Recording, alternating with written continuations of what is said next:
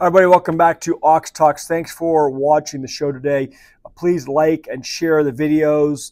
Please hit that bell notification for me, the thumbs up button, and please subscribe if you're not subscribed, guys, so we can continue to grow the community and get the word out. Just a quick one here for you on a status of Darden Restaurants. And Darden Restaurants owns the Olive Garden. They own Ruth Chris Steakhouse. They own Capital Grille. So Darden Restaurants evidently is out with their earnings today, and they were not good. CNBC article entitled "Darden Restaurants Earnings Disappoint as Olive Gardens and Fine Dining Sales Struggle." And we talk all the time on this show about the state of the consumer in this country and the fact that the average consumer is simply tapped out. We know that people can't afford barely to put food on the table for families across this country, let alone go out to restaurants. I don't comment below. I'm not saying that the article is suggesting that Olive Garden is fine dining. Certainly Ruth Chris Steakhouse, maybe the Capital Grille are a little different level. But after I read this story, just ponder for a second about what this really means. I mean, I definitely do not consider Olive Garden to be fine dining. It is, obviously it's an entry-level place. I mean, it's not fast food per se, but I'd say it's a rung or two above fast food. It's all-you-can-eat salad, things like that. So let me share the article with you, but just understand that regardless of what the stock market is doing today, the crypto markets, everything else going, straight up, parabolic, the underlying nature of our economy is on very, very shaky ground. And of course, we know, despite what the Fed said yesterday, that the economy is in a good place. We know the reason why the 50 basis point cut was made is because things are not good with the economy. Things are not good with the consumer. The Fed knows that. So some of it obviously was political. We discussed that on yesterday's show. Go back and watch if you haven't seen the show from yesterday.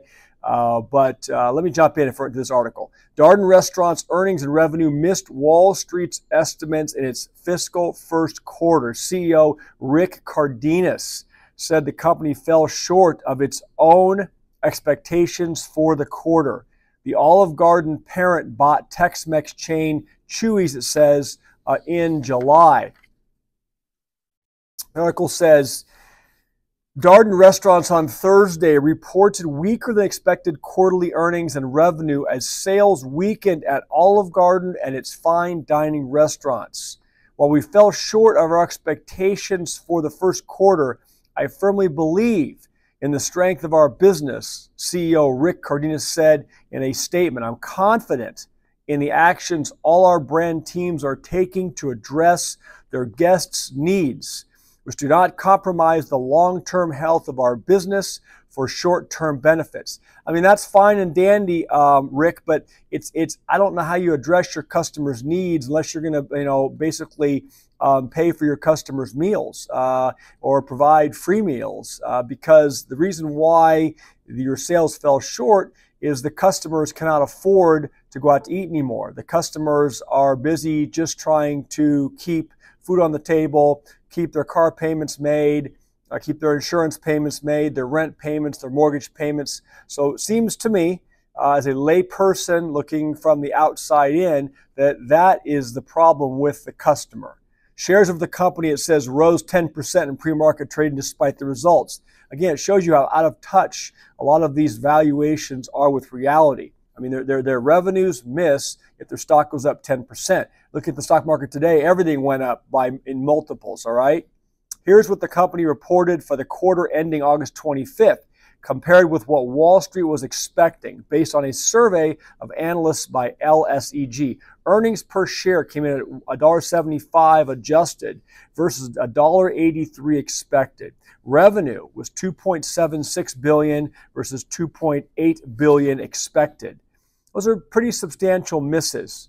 Darden reported fiscal first quarter a net income of $207.2 million or $1.74 or $1.74 per share, up from $194.5 million and $1.59 per share a year earlier. Excluding costs relating to its purchase of Tex-Mex chain Chuy's, the restaurant company earned $1.75 per share. Olive Garden's same-store sales, listen to this, same-store sales at Olive Garden fell 2.9% in the quarter. The chain is reviving its never-ending pasta bowl later this month in the hopes of bringing back customers. We're hearing the same thing.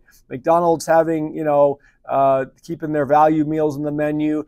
All these restaurants, fast food and even sit-down dining, are trying to do whatever they can to get customers in the door. But folks, if the customer simply cannot afford to buy the meals, there's no more available credit limit left on the Visa card or the Discover card or the MasterCard or the American Express, they simply cannot do it.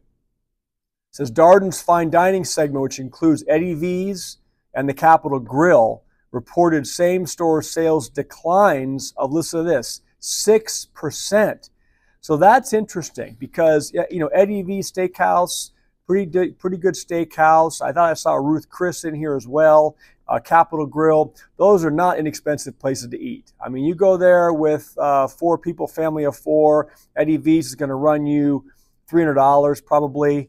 Capitol Grill, maybe $200. Again, I'm just giving ballparks. I've eaten at those restaurants. But if those sales are declining 6%, it seems to me that we may be starting to have a problem with even the, I say, wealthier segment of society, or the folks that can more afford to go out and dine.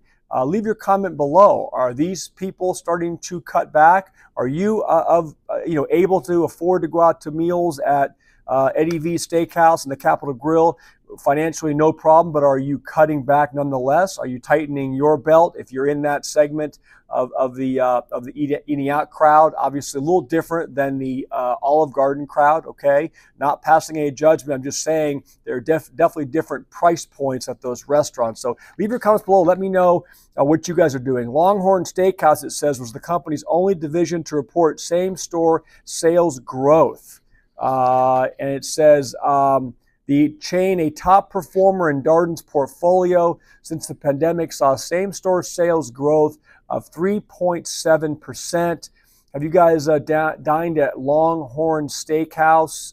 If you have those in your area, let me know what you think. Despite the gloomy quarter, Darden reiterated its full-year forecast, forecasting earnings per share from continuing operations to be up. Well, of course they're going to, provide that forecast. Their goal is to maintain the value and grow the value of their stock for their shareholders. Okay, so they don't want to come out and give anything that they don't have to in terms of negative sentiment, which would cause their stock to drop, or their shareholders to be unhappy. All right. So again, I was able to somehow ramble on, I don't know how, for 8 minutes on Olive Garden today, but I wanted you to hear that story. It has broader implications than just Olive Garden and the Darden restaurants. Okay. We know what's happening under the hood with the consumers in this country. I'm going to keep bringing this stuff out to you, not meant to be doom and gloom, just sharing with you so we all can keep an eye on what's happening. All right.